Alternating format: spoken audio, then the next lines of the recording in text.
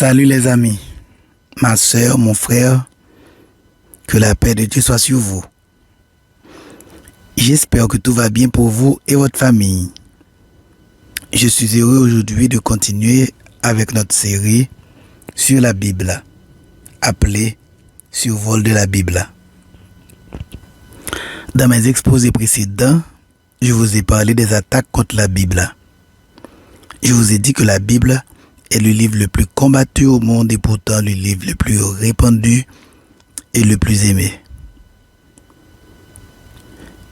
La Genèse est le livre des origines, car dans ce livre, nous trouvons l'origine du monde, l'origine de la race humaine, l'origine du mariage, l'origine des naissances, l'origine de l'art, l'origine de la musique, l'origine de la poésie, l'origine des villes, l'origine du péché dans le monde, l'origine de la promesse de la rédemption, l'origine de la vie familiale, l'origine des nations du monde, l'origine de la race juive.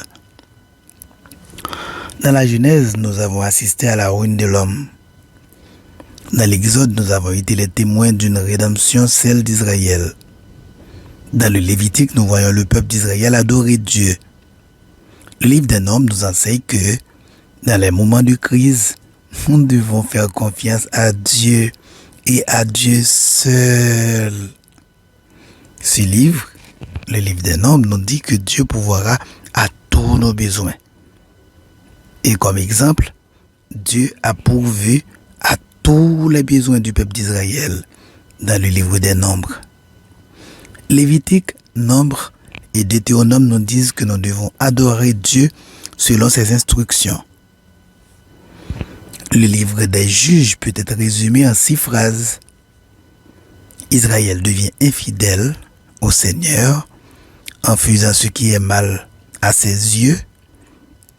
Le Seigneur punit cette infidélité en suscitant contre Israël un oppresseur, généralement un des pays voisins. Israël reconnaît son péché et appelle au secours.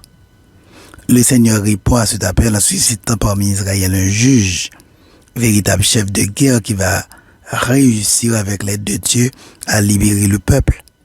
Le pays connaît alors une plus ou moins longue période de paix et, malheureusement, le cycle recommence.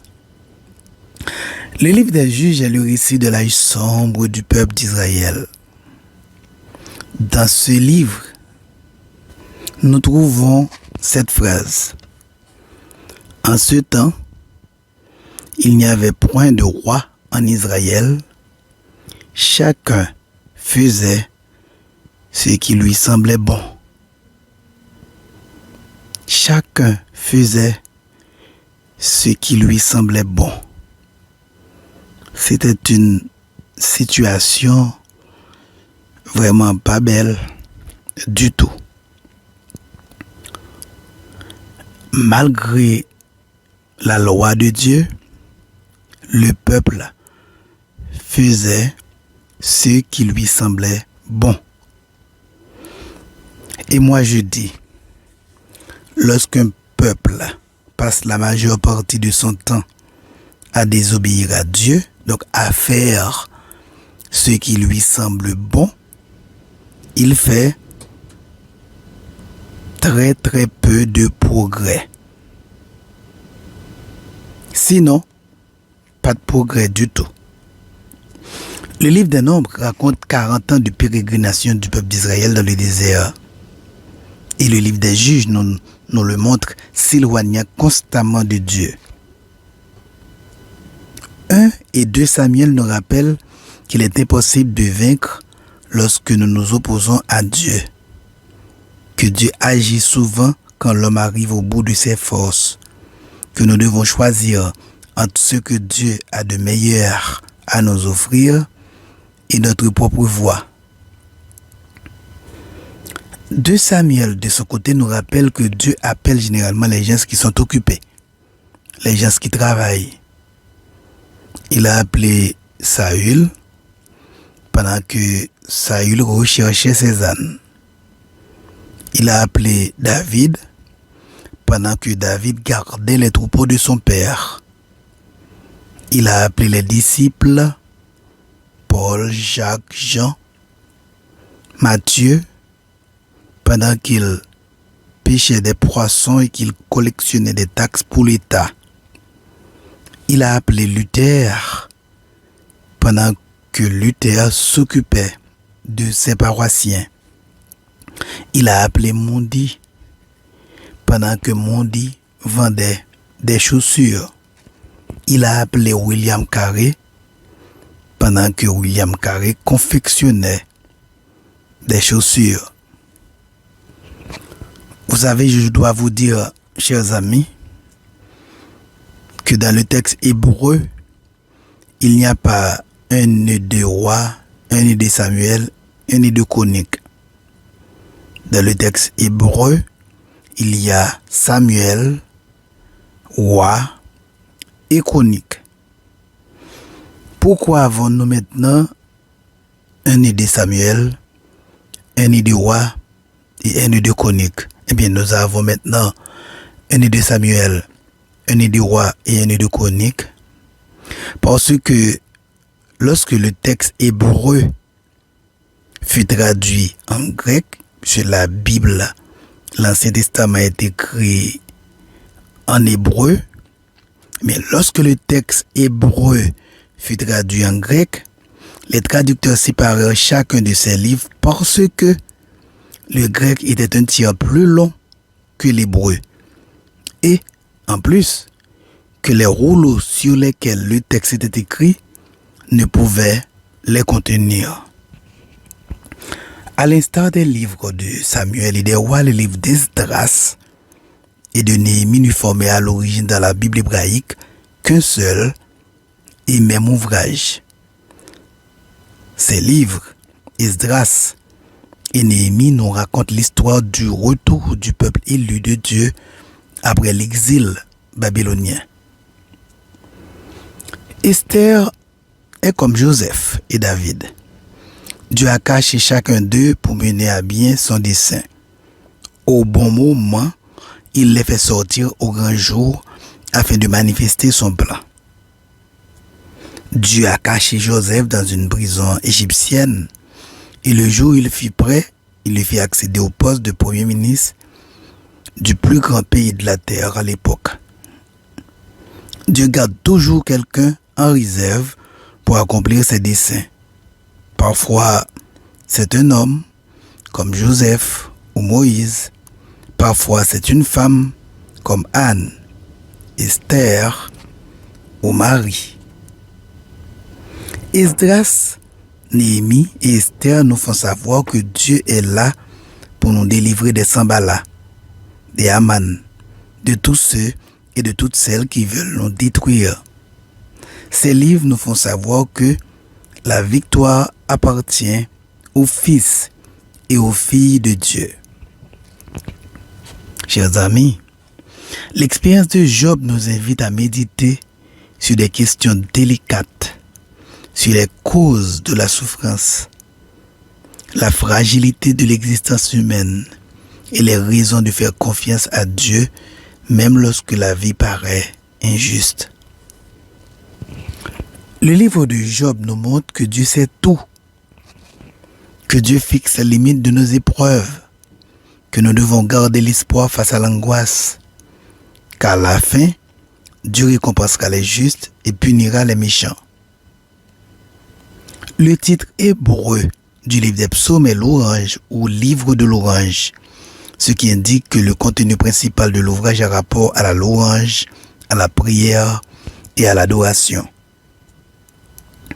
Les psaumes magnifient et louent le Seigneur, exaltent ses attributs, ses noms, sa parole et sa bonté.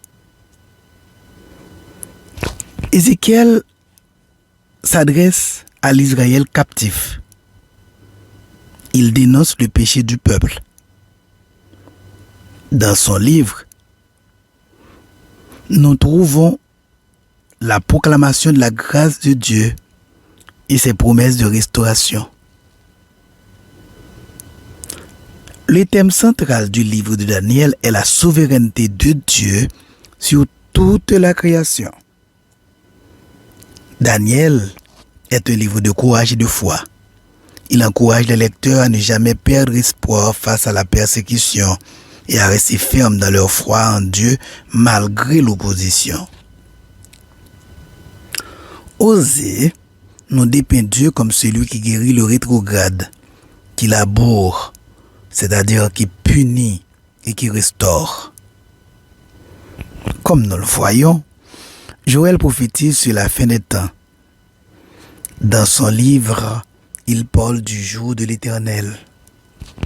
Hélas, quel jour! Le jour de l'Éternel approche, comme un fléau dévastateur déchaîné par le Tout-Puissant. Il va venir. Le jour de l'Éternel est grand et terrible à l'extrême. Qui pourra l'endurer? Nous trouvons ces paroles en Joël 1, verset 15 et Joël 2, verset 11. Il faut vous dire, chers amis, que le jour de l'Éternel n'est pas une période de 24 heures. Le jour de l'Éternel dont parle le prophète est une période de temps pendant laquelle Dieu va exercer son jugement sur les habitants de la terre.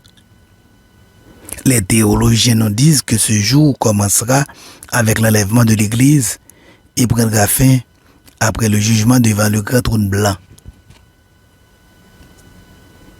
Le prophète Amos, lui, dénonce ceux qui oppriment les pauvres et les nécessiteux, tout en conservant l'apparence de la piété. Amos 2, versets 6 à 8. Le livre d'Amos nous rappelle que personne n'est exempt du jugement de Dieu et que toutes les nations et tous les individus sont tenus responsables de leurs actes.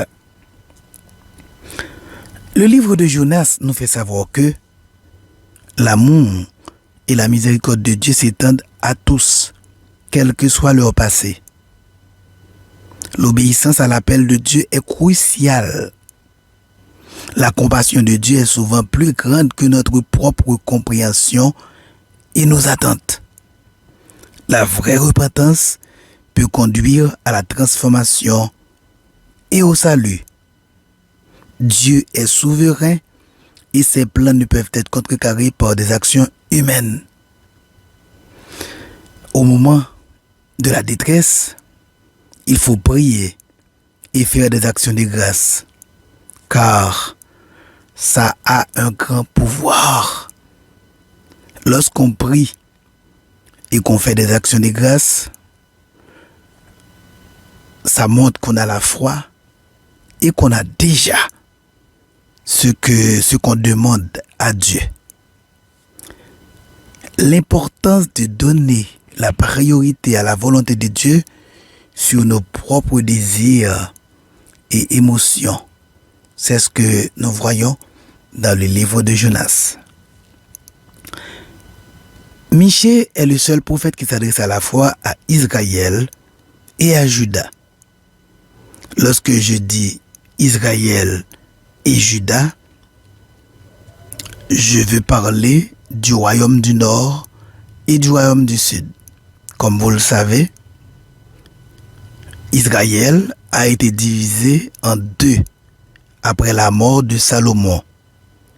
Et bien, sous le règne de Roboam, et bien, les 10 tribus du Nord s'étaient séparées des 2 tribus du Sud. Et les 2 tribus du Nord étaient appelées Israël, alors que les 2 tribus du Sud étaient appelées Juda. Donc, Michée a prophétisé non seulement aux Israélites, c'est-à-dire au royaume du Nord, mais également au royaume du Sud, à Juda. L'une des prophéties les plus importantes du livre de Michée est la promesse de la venue du Messie, qui naîtrait à Bethléem, selon Michée 5, versets 1 et 2. Le message de Michée nous rappelle qu'une partie de notre responsabilité en tant que chrétien est de travailler pour une société plus juste et équitable. Nahum, Habakkuk, Sophonie décrivent Jésus comme une forteresse au jour de la détresse, comme le Dieu de notre salut et comme un Seigneur jaloux. Nahum nous fait savoir que les jugements du Seigneur sur les méchants sont liés à sa compassion pour les victimes. Dans notre monde moderne, il peut être facile de se laisser distraire par nos activités personnelles et de négliger notre relation avec Dieu. Le livre d'Agé est un puissant rappel de l'importance de mettre Dieu en premier dans nos vies et de rechercher son royaume par-dessus tout. Le livre de Malachie est un puissant rappel de l'amour inébranlable de Dieu pour son peuple, même face à son infidélité. Il appelle les croyants à examiner leur propre cœur et leur propre vie pour s'assurer que leur culte est sincère et que leurs actions sont conformes aux attentes de Dieu. Dans un monde où la superficialité et l'égocentrisme règnent souvent, le livre de Malachie offre un rappel opportun de ce que signifie être vraiment fidèle. Aujourd'hui, nous allons commencer à survoler le Nouveau Testament. Nous survolerons les 4 évangiles, Matthieu, Marc, Luc et Jean. Je vous demande de partager cet exposé avec vos amis et votre famille. Bonne audition.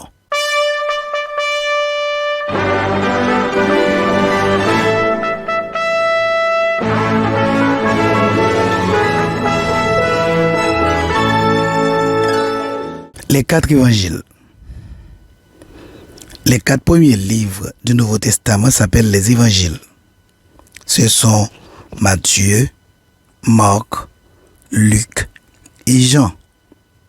Les 3 premiers se ressemblent. On les appelle les évangiles synoptiques parce qu'ils traitent les mêmes sujets.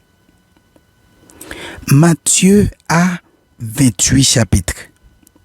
Marc 16, Luc 24 et Jean 21. Marc est donc le plus court des évangiles. Le thème de Matthieu est Jésus est le Messie. L'évangile de Matthieu a été écrit vers l'an 60. Marc nous présente Jésus comme le merveilleux. L'évangile de Marc est écrit entre 57 et 59. Luc nous présente Jésus comme le Fils de l'homme. Son évangile a été écrit vers l'an 60. Jean nous présente Jésus comme le Fils de Dieu. Son évangile a été écrit vers 90.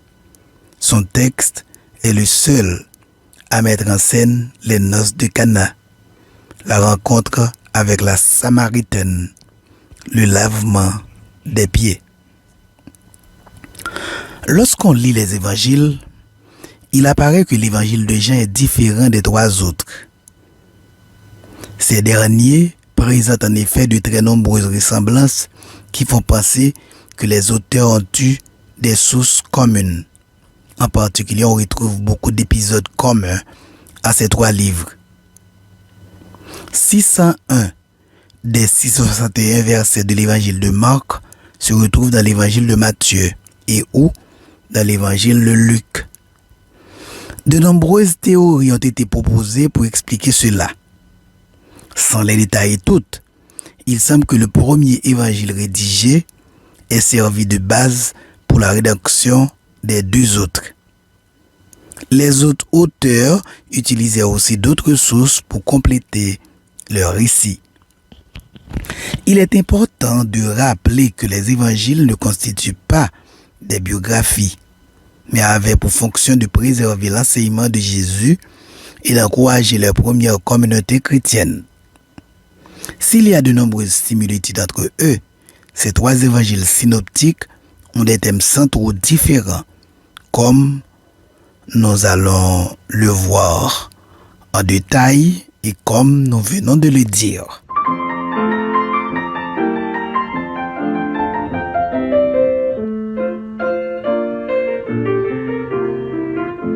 Survolons avec précision Matthieu.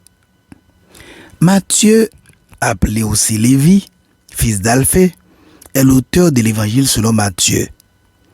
Il est publicain ou collecteur d'impôts avant que sa vie ne change à jamais quand il accepte l'invitation de Jésus-Christ de le suivre. On peut lire l'histoire de la conversion de Matthieu ou bien de son acceptation de la demande de Jésus de le suivre en Matthieu 9, verset 9, en Marc 2, 14, en Luc 5, verset 27 à 28. Suite à sa conversation, ou suite à l'acceptation de l'appel du Christ, Matthieu devient l'un des 12 apôtres du Sauveur. Nous pouvons lire cela en Matthieu 10, versets 2 à 4. En qualité d'apôtre, Matthieu est témoin oculaire de nombreux événements qu'il rapporte dans son récit. Dans son évangile, Matthieu emploie 12 fois le terme « fils de David » pour témoigner que Jésus-Christ est l'héritier légitime du trône du roi David et que les prophéties messianiques sont accomplies. La généalogie qu'il donne de Jésus-Christ remonte à David, Judas et Abraham. On peut lire cette généalogie en Matthieu 1, versets 1 à 3, démontrant ainsi que Jésus a le droit de régner et que son rôle est l'aboutissement des promesses que Dieu a faites à Israël. Le livre de Matthieu fournit un récit complet de la vie, des enseignements et de la mission de Jésus, le révélant comme le Messie promis et le Fils de Dieu. Grâce aux nombreux enseignements et miracles enregistrés dans cet évangile, les croyants reçoivent une base solide pour leur foi, ainsi que des conseils pour vivre une vie qui plaît à Dieu. L'accent mis sur le royaume des cieux et la nécessité d'une transformation personnelle met en évidence le message central de l'évangile, que par la foi en Jésus, les individus peuvent faire l'expérience du pardon, de la rédemption et de l'espoir de la vie éternelle avec Dieu. Avec des enseignements sur la fin des temps et le retour de Jésus, le livre de Matthieu se termine en rappelant aux croyants leur responsabilité de partager ce message qui change la vie et de faire de toutes les nations des disciples accomplissant la grande commission.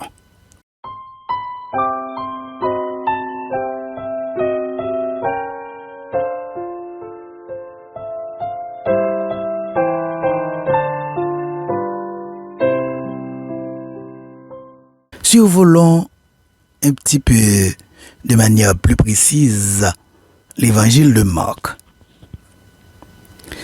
La particularité de cet évangile est que Marc met l'accent davantage sur ce que Jésus a fait que sur ce qu'il a dit. Ainsi, il décrit 18 miracles et seulement 4 paraboles. Il ne retrace pas la généalogie et ne raconte pas la naissance de Jésus. Cependant, il montre Jésus en pleine action, guérissant les malades, chassant les démons, multipliant le pain pour la foule. Le livre, l'Évangile selon saint Marc, se présente comme un recueil de caractères anecdotiques, familiers et pittoresques. Dans un style vif et spontané, il nous rapporte les événements avec une foule de détails qu'ont pu vivre et se souvenir uniquement les témoins oculaires de la vie du Seigneur. Le livre de Marc se caractérise par l'accent qu'il met sur les actions et les miracles de Jésus, plutôt que sur ses enseignements ou ses discours. Il fournit un récit vivant et rapide de la vie du Christ, de son baptême par Jean-Baptiste à sa crucifixion et sa résurrection. L'évangile de Marc offre un récit convaincant de la vie et des enseignements de Jésus-Christ, mettant l'accent sur son autorité divine et ses œuvres miraculeuses. Grâce à un style narratif vivant, Le livre invite les lecteurs à assister au baptême, au ministère, au miracle et au sacrifice ultime de Jésus pour la rédemption de l'humanité. L'évangile de Marc nous rappelle que Jésus est le Fils de Dieu, le Messie tant attendu qui offre le salut et l'espérance à tous ceux qui croient en lui. Dans le monde d'aujourd'hui, le livre de Marc, l'évangile selon saint Marc, continue de servir de puissant rappel de l'impact transformateur du ministère de Jésus et de l'importance de la foi en son autorité divine. Alors que les croyants lisent et réfléchissent sur cet évangile, ils peuvent se rappeler de Christ, approfondir leur compréhension de son message et être inspirés à vivre une vie de service fidèle.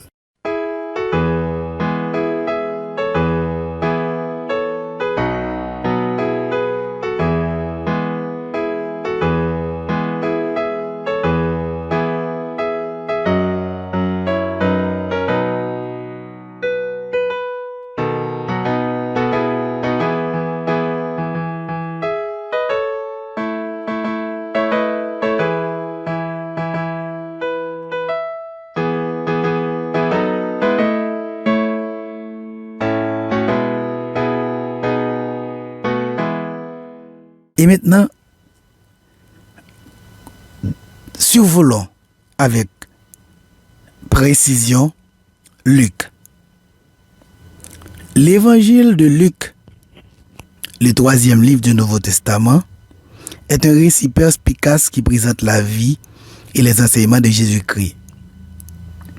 Écrit par le médecin Luc, compagnon de l'apôtre Paul, cet évangile vise à fournir un récit détaillé et ordonné de la vie de Jésus, de sa naissance à son ascension. Adressé à Théophile, Luc 1, verset 3, le livre de Luc sert à renforcer la foi des croyants et à fournir un récit précis de la vie et des enseignements de Jésus pour les générations à venir. Alors que l'évangile de Luc couvre de nombreux événements familiers trouvés dans les autres évangiles, il se distingue par son accent sur la compassion de Jésus pour les pauvres, les marginalisés et les exclus de la société. À travers les paraboles de Jésus et ses interactions avec diverses personnes, l'évangile de Luc souligne l'importance de la foi, de la repentance et de la grâce de Dieu dans la vie des croyants. À travers les paraboles de Jésus et ses interactions avec diverses personnes, y compris des femmes et des gentilles, Luc souligne l'importance de la foi, de la repentance et de la grâce de Dieu dans la vie des croyants. Le livre de Luc est une source vitale d'inspiration et d'encouragement pour les chrétiens d'aujourd'hui, car il nous rappelle la nature divine de Jésus, son amour sacrificiel et sa promesse de vie éternelle à ceux qui croient en lui. De plus, l'évangile de Luc met l'accent sur le rôle du Saint-Esprit dans la vie des croyants, préparant les lecteurs aux événements qui se déroulent dans le livre des Actes, livre écrit par Luc également. L'inclusion des gentils dans le plan de salut de Dieu rappelle que l'amour et la grâce de Dieu ne sont pas limités par la race ou la nationalité, mais sont disponibles pour tous ceux qui mettent leur foi en Jésus-Christ.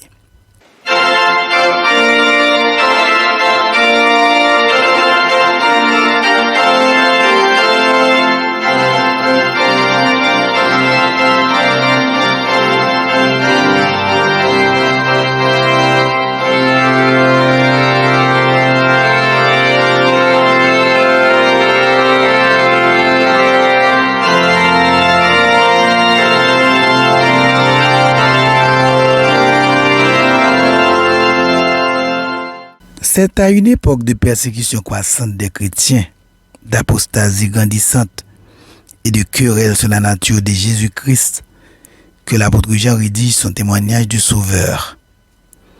Lorsque Jean rédigeait son livre, il y a eu dans la région de l'Asie mineure, de l'Europe, du Moyen-Orient en général, une hérésie qu'on appelle le gnosticisme.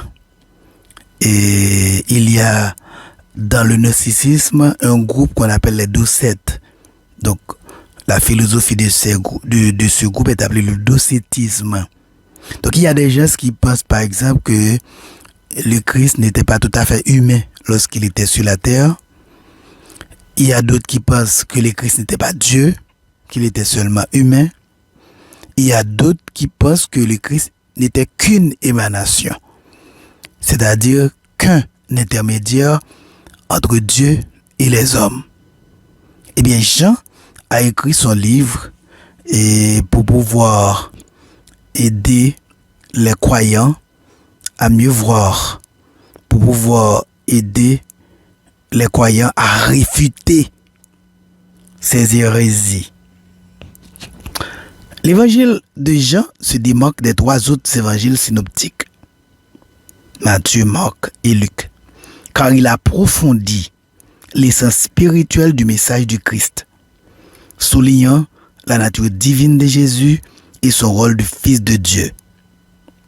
Cet évangile est une œuvre magnifique et profonde qui invite les lecteurs à réfléchir sur la signification de la vie, des miracles et des enseignements de Jésus ainsi que sur leur propre relation personnelle avec Dieu. Les 7 Je suis proclament la déité de Jésus-Christ. Et vous savez qu'en Exode 3, lorsque Moïse a dit à Dieu, si les enfants d'Israël me demandent quel est votre nom, qu'est-ce que je dois dire? Et Dieu a dit, tu leur diras que celui qui s'appelle Je suis m'envoie vers vous. Et bien le Christ, Jésus, s'était proclamé également le Je suis. Donc il y a 7 endroits différents en Jean où Jésus s'est proclamé le Je suis, le Ego Eimi, qui correspond au Yahvé de l'Ancien Testament. Je reprends. Les 7 Je suis proclament la déité de Jésus-Christ. Jésus dit, je suis le pain de vie. Jean 6, 35 et 48.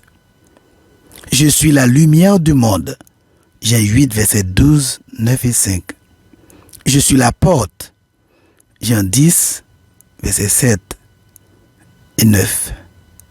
Je suis le bon berger. Jean 10, verset 11. Je suis la résurrection et la vie. Jean 11, 25. Je suis le chemin, la vérité et la vie. Jean 14, verset 6. Je suis le vrai cep. Jean 15, verset 1. Jean nous rapporte 8 miracles qu'il appelle signes et qui sont une démonstration de la puissance et de l'amour de Jésus. Il nous informe à la fin de son livre que Jésus a fait encore en présence de ses disciples beaucoup d'autres miracles qui ne sont pas écrits dans ce livre. Jean 20, verset 30. Les 8 signes qui attestent la déité de Jésus sont les suivants. 1. L'eau changée en vin à Cana. Jean 2, verset 1 à 11. Guérison à distance du fils de haut fonctionnaire. Jean 4, verset 46 à 54. Guérison à la piscine de Bethesda de paralytique. Jean 5, verset 1 à 18. Multiplication des pains pour nourrir 5000 hommes. Jean 6, verset 1 à 15. Jésus marche sur les eaux. Jean 6, verset 16 à 21. Guérison d'un aveugle de naissance. Jean 9, verset 1 à 41. La résurrection de Lazare. Jean 11, verset 1 à 45. La pêche miraculeuse. Jean 21, verset 1 à 14. Le signe, la preuve la plus forte en faveur de la déité de Jésus-Christ, c'est sa résurrection. Aussi, notons la confession et l'adoration de Thomas devant le Christ ressuscité. En Jean 20, verset 28, Thomas a dit, « Mon Seigneur et mon Dieu. Dans les premiers versets du livre de Jean, Jésus est présenté comme la parole, le Logos, qui était avec Dieu et était Dieu depuis le tout début. Jean 1, verset 1. Ce concept de la parole, Logos, est un thème central tout au long de l'Évangile, soulignant la nature divine de Jésus et son existence éternelle. En tant que parole, Jésus est également décrit comme la source de la vie et la lumière du monde qui brille dans les ténèbres et ne peut être vaincu. Jean 1, versets 4 à 5. Cette image de la lumière et des ténèbres est utilisée tout au long de l'Évangile pour symboliser la bataille spirituelle entre le bien et le mal et la puissance de la lumière de Jésus pour dissiper les ténèbres du péché et de l'incrédulité. En lisant et en réfléchissant sur le livre de Jean, nous sommes encouragés à embrasser Jésus comme la parole, le Logos, l'éternel je suis, le Ego Eimi, le pain de vie, la lumière du monde et la source de la vie éternelle.